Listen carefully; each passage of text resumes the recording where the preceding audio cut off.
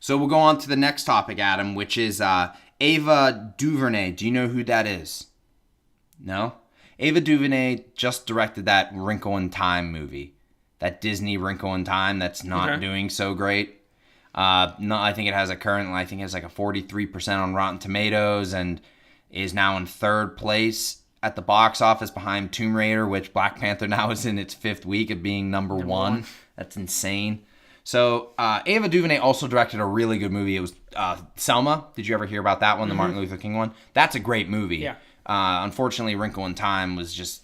I don't put fault necessarily her. That is just a really... Everyone constantly would say that is a really tough property to film. And I've never read the book. It's got a lot going on in it. Yeah. Apparently, there's just a lot of craziness that it is almost unfilmable. But I guess she took a shot at it. And, sometimes you take a shot and you hit it out of the park. Or sometimes it's just kind of... You miss. Yeah. And that doesn't take away from it. From what you've been hearing, is this film bad or is it an eh? I heard that the characters are good, but that it's just, narratively is all over the place. So it's a pacing issue. Yeah, pacing, and, it's apparently shot beautiful. The main thing is that the young actress star is great. The young child actor, apparently she's really good in it. And that it is beautifully shot. And so the cinematography is good and everything? Yeah, exactly. But that narratively and structurally, it just doesn't work as a film. It just is all over the place. And that's usually down not to the filming itself, but to the editing. Well, yeah, but I said, there's a lot that goes on in that story that maybe they had to... I don't know. I haven't seen it. But yeah, maybe obviously I haven't seen it either. But maybe they just cut from over reading things or... Yeah, I'm sure maybe some editing problems are definitely... But I'd still say you were directing this. Editing shouldn't be too much. Because a director does have involvement in editing process. Yeah. This is what I want. This is where... That's true, but the studio usually says, cut it down to this time. And then they have to make that work. I don't know what's up with Disney and, its live action or, original pieces. It's Beauty and the Beast, while I was not the biggest fan of the Beauty and the Beast. People like that. People like Cinderella. It wasn't terrible. I actually saw that recently. Oh, okay. It wasn't... Yeah, it wasn't... It's just nowhere near as good. It wasn't terrible. It's just... Yeah, it was just... Then they had the Jungle Book and the Cinderella. And Maleficent wasn't the greatest hit. I mean, don't you feel like there could have been more explored in Black Panther that was cut out of it? Because they had 4 hours worth of usable footage. Yeah, there was actually a report that the editor and the director... Why am I forgetting his name? Do you remember the director's name, Adam, by chance? Not off the top of my head, no. Let me find out, because he did Creed and he did Fruitvale Station, so... it's right on the tip of my tongue, but obviously I'm going to have to look this up. Ryan Coogler. Yeah, that's right. Apparently Ryan Coogler and the editor were like, man, we really had to cut a couple scenes. Apparently some with Forrest Whitaker to kind of explain the relationship between him and T'Challa would have, it sounds like it would have really benefited the film, but the film was pushing a really, it was a long movie. The movie was 2 hours and 15 minutes. To be honest, it could have been 3 hours and got away with it. It could have, but then you would have had the problem of, filling in theaters because of these long screenings. 2.5, 2:15 I thought was a good sweet spot. But yeah, they could have added a couple more scenes to benefit the film. And I guess what I'm saying is this seems like a recurring problem with a lot of modern properties. Because technology and everything is getting better, they want to do these more advanced projects, but they're still trying to fit them into this old mold of the 2-hour film. Yeah, I also just don't believe the average audience wants to sit for more than... I know people who won't even... if I... me and my mom now usually go to a movie on a Sunday, and we go watch it. If I tell her the movie's over 2 hours and 15 minutes or something like that, she doesn't want to go. I'm just thinking the average person probably doesn't want to sit for more than 2.5 hours at a theater. That's pushing it, 2.5. Which is odd, because most people's lifestyles these days is sitting on the couch. Yeah, that is kind of an odd thing. I think people have the option to stop what they're doing, pause it, walk away, come back, go get something to eat. Take a piss, get a drink. Yeah, I think you're just kind of stuck there. That's maybe the kind of problem. It's that they're doing something they enjoy, which is sitting on ass, but they're doing it and somebody else is in control of what's going on. I guess so. Maybe that is. But going back to it, Ava DuVernay, who we just obviously, Wrinkle in Time, Yeah. is going to closing in a deal with Warner Brothers and DC to direct a big budget screen adaptation of a property called The New Gods. Adam, are you familiar with The New Gods at all? I think vaguely. If you go ahead and start explaining it, and I'll tell you. Okay, if I well, know what you're talking I'll about. just go through a little bit of it. The New Gods were created by Jack Kirby for DC, because he was at DC for a little bit.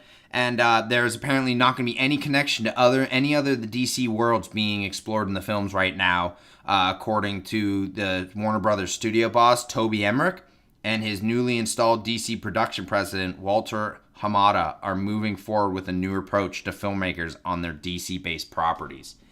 Sounds like a good idea. But so let's go over to the New Gods. This is a synopsis of what New Gods kind of is. I was like, this probably would explain it the best. So, The New Gods was the genesis of the uber villain Darkseid, also called Fourth World. The Kirby creation debuted in a trilogy of related comics written and drawn by Kirby that were published in the very early 1970s. New Gods, Forever People, and Mr. Miracle. The New Gods came into existence after the world of the gods of classical mythology were destroyed during Ragnarok. The deities inhabit two planets. One is New Genesis, which is like a lush paradise, kind of like a heaven. And the other one is Apocalypse, which sounds like Dante's Inferno. But Darkseid rose over one. And, do you know who, Barda is? You ever heard of, Barda? She's, a real popular, god character. She usually is seen with, she kind of looks like Wonder Woman if you had to put her in an alternate dimension. She has, she's like a gladiator warrior. Yeah. And they discuss a lot of the New Gods in, the Superman animated TV show that they did, back when the Batman one was running. So is this...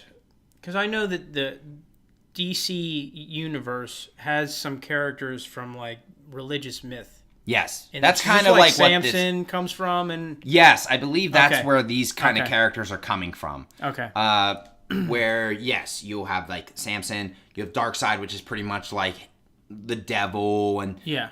and then he has, a subservient character called, Granny. Have you ever heard of that? No. It's like a grandma-looking character with, a deep voice. no, I'm not too familiar with Darkseid. I know that he's technically one of the most powerful villains in comic books in general, isn't he? Yes, he's, Superman's go-to villain, maybe besides, obviously, Lex Luthor. Yeah. He's the one that actually can go toe-to-toe, beat the shit out of Superman, and there was even a stint in the animated show. Doesn't he take on the entire Justice League at one point too?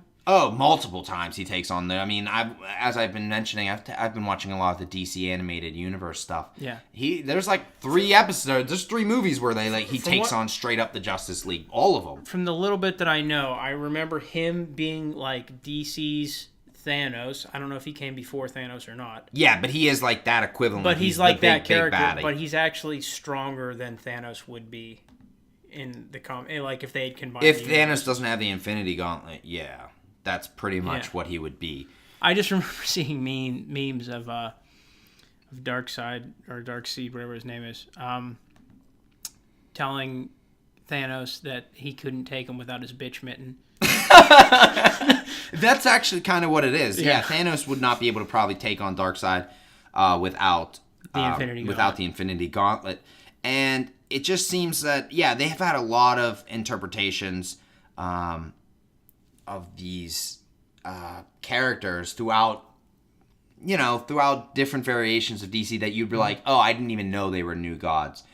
And so I think that, honestly, from what the way they make this seem is that this Jack Kirby run is, super trippy and super weird. And honestly, from one of the big compliments from the Wrinkle in Time with Ava DuVernay was that it looked really good, and it's supposed to be really weird and awkward, to film. Yeah. So apparently that's going to be the good one. My only biggest concern is that Cario Salem was sent to help develop the screenplay, and he has 2 screenplays to his name. One of them was The Score with Robert De Niro and Edward Norton, and the other one was Chasing Mavericks, which was a fucking surf movie, and it was supposed to be fucking awful.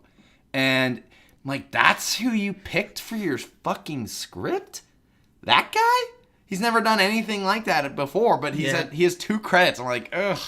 You got a really good director. Well, at least you got one for 1-0, and someone's good enough to say, like, that's a definitely good one. Yeah.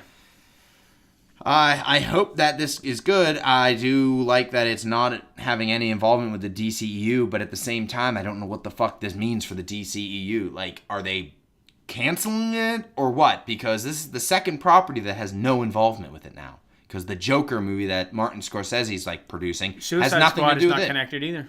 Suicide Squad 2? Yeah, I thought that original movie wasn't connected. No, Batman's in it. Yeah, but I thought it's not directly connected to the DCEU. No, it totally is, because Ben Affleck's Batman is in it, which puts it in there. All right. Yeah. I thought it wasn't connected. Oh, no, yeah, it's totally, because they're even talking about at the beginning of the movie how, like, oh, Superman is gone, we need someone who, if something comes down and fights us. So, no, it's directly connected. The DCEU consists of Man of Steel, Batman v Superman, Suicide Squad, Wonder Woman, Justice League, and now Aquaman. And then we don't know what Shazam is going to be doing. We don't know what this Joker film is. And we don't know what New Gods is New Gods is technically separate, but and then we don't know what the fuck's going on with this Matt Reeves directed Batman either.